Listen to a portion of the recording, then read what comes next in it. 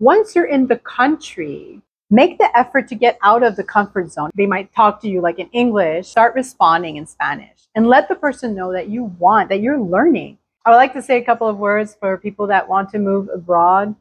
The first thing that comes to my mind is be brave. Like, really? Okay, financially, what do I need? Can I actually work in this place? What's going to happen? Do I have kids? What do they need? Do I have pets?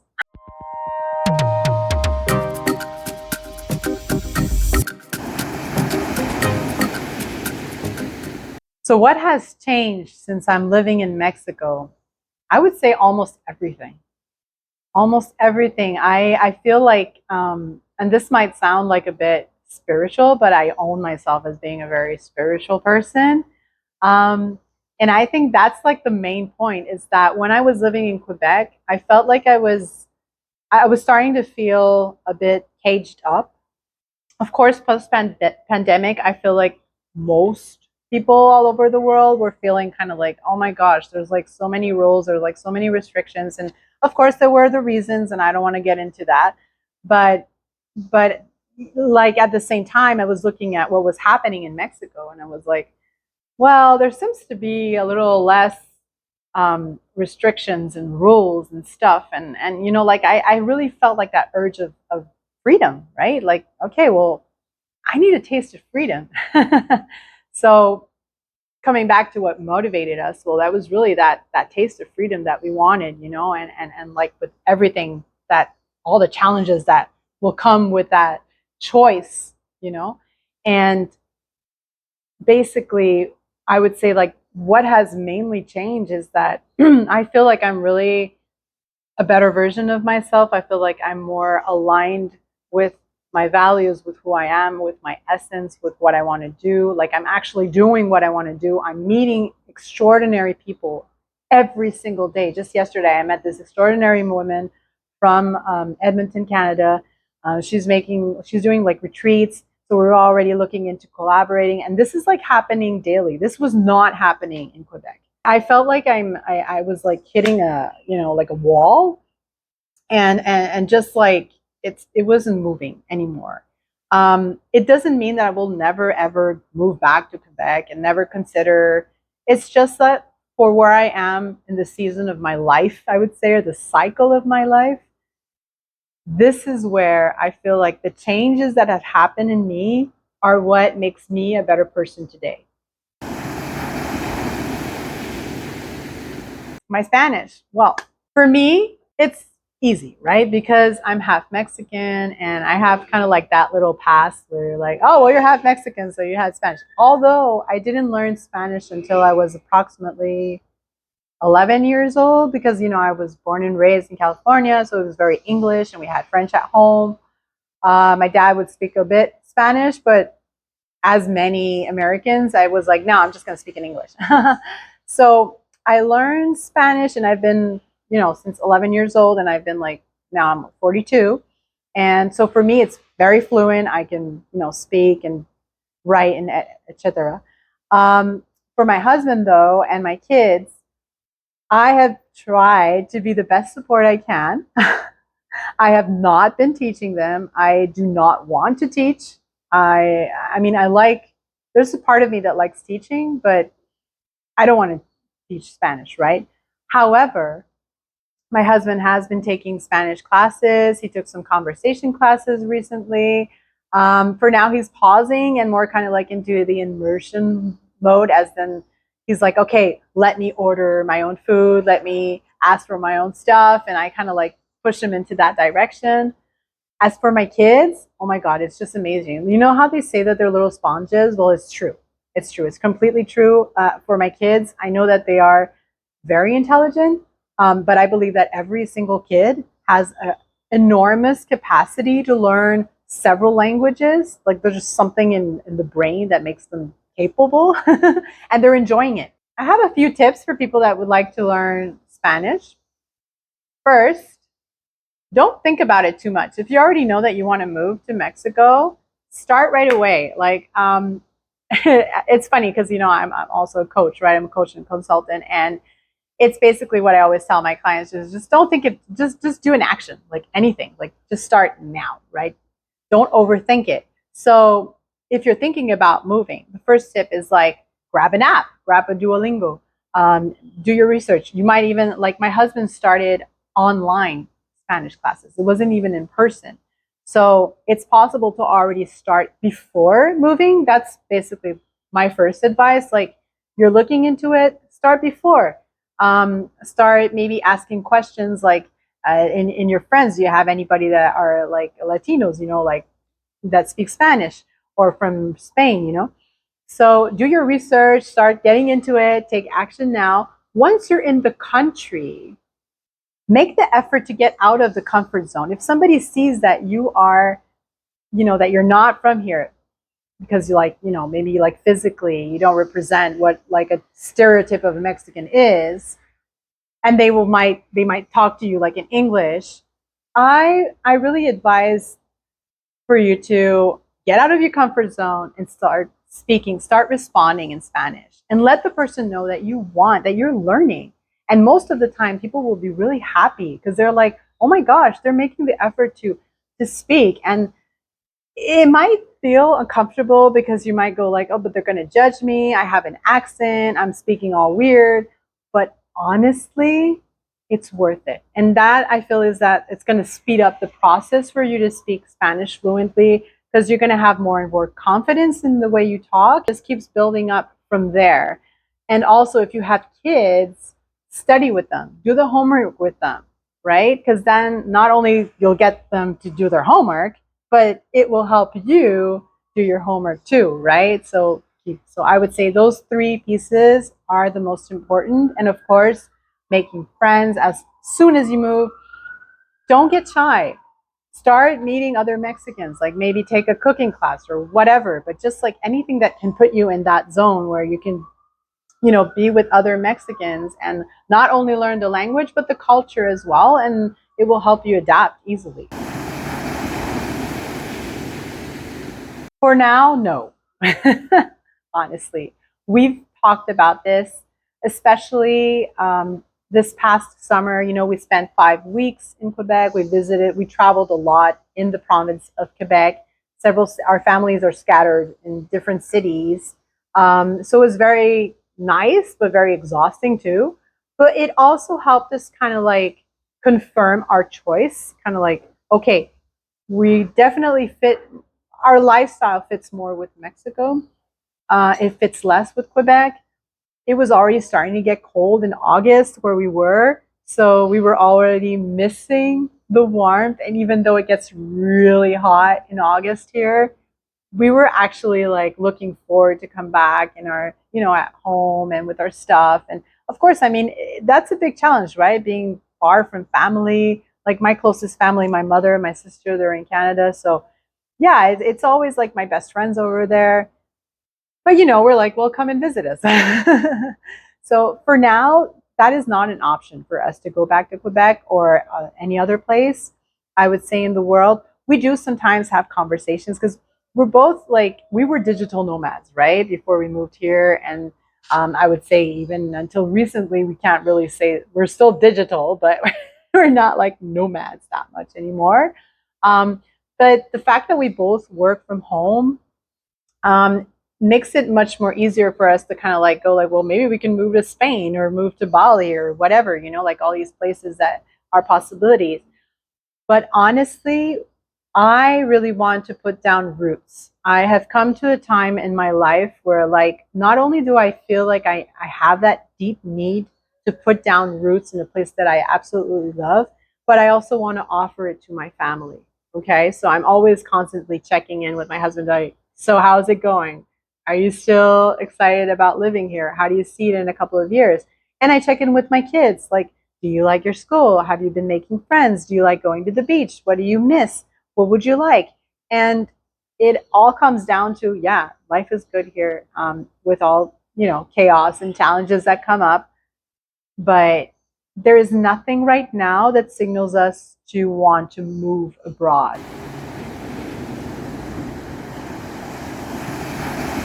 Last year at about like February, I had to start looking into schools for my children because they were at a daycare. Well, no, it's actually a kindergarten, Little Tesla Kindergarten, and we absolutely love that kindergarten. We had already done our research. It's bilingual. It's close. It's about like 10 minutes from where we drive, as a drive from home. So we absolutely love it. But in February last year, it was like, okay, this year actually, I started looking into schools because my son was finishing kindergarten, so grade 3 here in Mexico, and starting primary school. Our our kids really get well along. They have a lot of like they have a very deep tie. So we didn't want to have them like one in kindergarten and the other one in primary for many reasons. It was like overcomplifying everything. So basically, when I was doing my research, we came back to our values, like, okay, what is the most important thing for us? What do we want? We knew we wanted a bilingual school. We knew that we wanted like large green spaces so that our kids can connect more with nature, because that's something that in Quebec it's not impossible, but it's more difficult because of like the weather. So we visited several schools, and we sell for Ameyali. Ameyali is a Mexican school, but it's a private bilingual Mexican school, right? And they have huge green spaces. They even have like a small farm with like animals. They do compost, so they learn how to grow their own fruits and vegetables. There's like gardens everywhere. There's like huge basketball and football like spaces and like playground. So I just once again it connected me to my childhood memories in San Diego, California, where I was at primary school, and it was like that. It was like huge green open spaces. And then the fact that it was, bilingual. So we were like, okay, so they're going to have like half day in Spanish, half day in English, something like that. The cost was like pretty much equivalent to what we were already paying in Little Tesla, but a bit more because, like the lunch, and then they have like workshops. They have also, so the workshops are, if they want, they're not necessary, but they do promote them because they're like, well, they get to work in teams and they get to like do like sports. Like my son is doing football. Next year, my daughter is going to do like baby ballet. So it's all included in this school. And the community feeling is absolutely extraordinary. Last Friday, there was Dia de los Muertos, and we went to their event. It was a festival that they made. And every kid participated with like dances. They had their costumes. They did like the little altars that are very significant in Mexico. So I feel like this year my kids were really excited about Dia de los Muertos, the way that the school celebrated it, and they really understood also the why. They were like, wow, this school is really nice. And like even today we're going to go to the beach to liberate turtles, and that's part of one of the school activities. So honestly, it's like, yeah, they have like the whole academic, they follow the SEP and everything. And that's another choice that we made. We're like, we want them to follow, the program, that they learn the basics and everything that they need to thrive academically. But it's all that part of like playfulness and environment and all those values that made us like really choose that school. And that for now, we're really happy with it.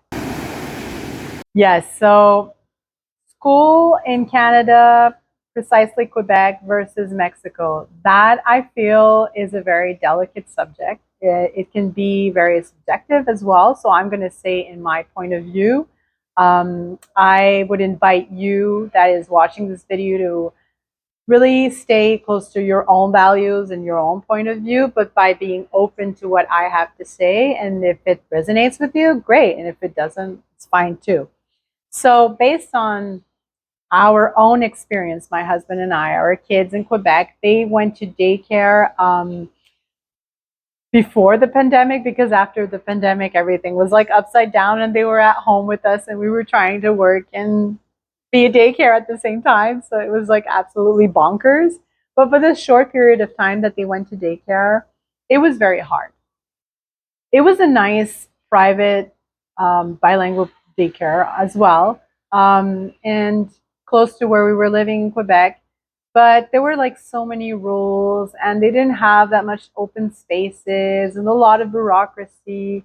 And my husband's mother, actually, she works for the school. She's how do you call it, like orthopedagogue. I don't know what the name is in English, but anyway, she helps other teachers, like the psychology part of it. And she has been informing us through the past years about how things are going in primary school, mainly primary school. And from what we've observed also is that it's really what's happening in education in Quebec is not aligned with our values. Like, there's something about the way that education is delivered over there that is not the way that we want um, our children to learn life, basically. Okay. It's not to say that there are not great schools in Quebec. I'm sure there are. Like, I'm specifically speaking about public schools. I've heard of some private and alternative schools that have nice values, that have like maybe even green spaces. There are forest schools, but we really kind of like, it was a big part of why we wanted to come to Mexico, because we were like, education here is not what is aligned with us, but what we want for our children. Things are going on over there that we don't want our children to be in contact with. And it's pretty sensible, so I'm not going to go into the details. But it was enough for us to go like, no, we definitely prefer education in Mexico, private education, and we shall see what happens. I would like to say a couple of words for people that want to move abroad. The first thing that comes to my mind is be brave. Like, really, it takes a lot of guts to move, even as a single person, even if you have like kids, no matter what your situation is, it takes a lot of courage. You need to be brave. You need to know how to let go when things are not turning out as you thought they would. You got to be ready. You got to be prepared that anything can happen, like anything can go wrong. But the way that I feel is the best way to navigate in that is like seeing that challenges always have a certain blessing in them. And it's part of the journey, right? Like, if you're thinking about moving abroad, it means to me that you're already somebody that doesn't settle for what you have right now in your life, and you're looking to improve it, right? There may be other reasons. Maybe you want to like escape, right? And because you're living a situation that you don't feel safe. And I will not address that, because I totally respect why a person would want to escape, and I acknowledge that. But going back to my own experience, where we did not escape Canada, right? We really decided as a team, my partner and I are like, okay, let's do this. So yes, first be brave. Do your research. Do your research before, thorough research. So basically, so that your decision can be based on what you have found out.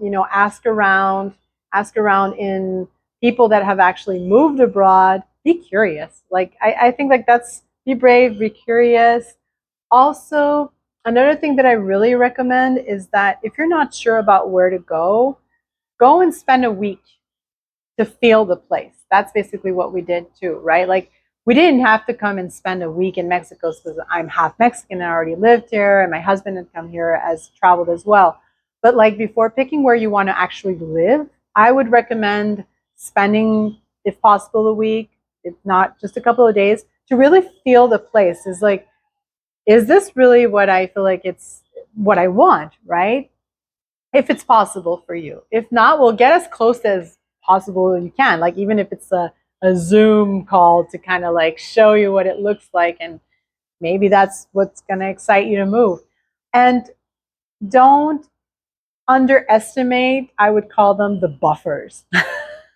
It's the buffers as in, okay, what would I need to feel safe, to know that I am in security, that okay, without coming from a scared place, like without coming from a place of fear, just as in, okay, financially, what do I need? Can I actually work in this place? What's going to happen? Do I have kids? What do they need? Do I have pets? We left a cat, unfortunately, with my brother-in-law in Canada because it was easier for us like that. But others would want to bring their pets. So do your research. Make sure that you have what you need, but at the same time, don't let it stop you, right? Just as much as you need to feel comfortable to make the move. And to move specifically to Mexico, what I would recommend, I guess it goes pretty much in line with the research part. It's like get your Lonely Planet book, honestly, or just like if you're not a reader, I'm a reader. But if you prefer online, just be curious, like really read about more than the places, because that's always fun, right? Like watching videos about the beautiful places where you go. I would recommend that you really research about the culture, and especially the culture where you're moving, because Mexico is it's a big country with a lot of deep culture. I mean, we're talking about like Mesoamerican culture, like Aztecs, Maya, and all of these cultures. So I feel like dig into the history, try to understand it. You don't have to like know everything by heart. Like nobody's going to ask you questions, right? Unless you want to become a Mexican, right? Nationalized. But I feel like that already gives you some extra luggage when you get here. It's like, oh yeah, like I know this part of history and I understand this part of culture and I know why they do all of this for Dia de los Muertos, for example, like the Katrinas and all that. That can be like, it could be weird for some people. It could be a clash, right? So prepare for that. Prepare for that. Inform yourself. Start also networking before you move. That's what I recommend. Like go into the Facebook groups, go into the WhatsApp group, go and ask questions.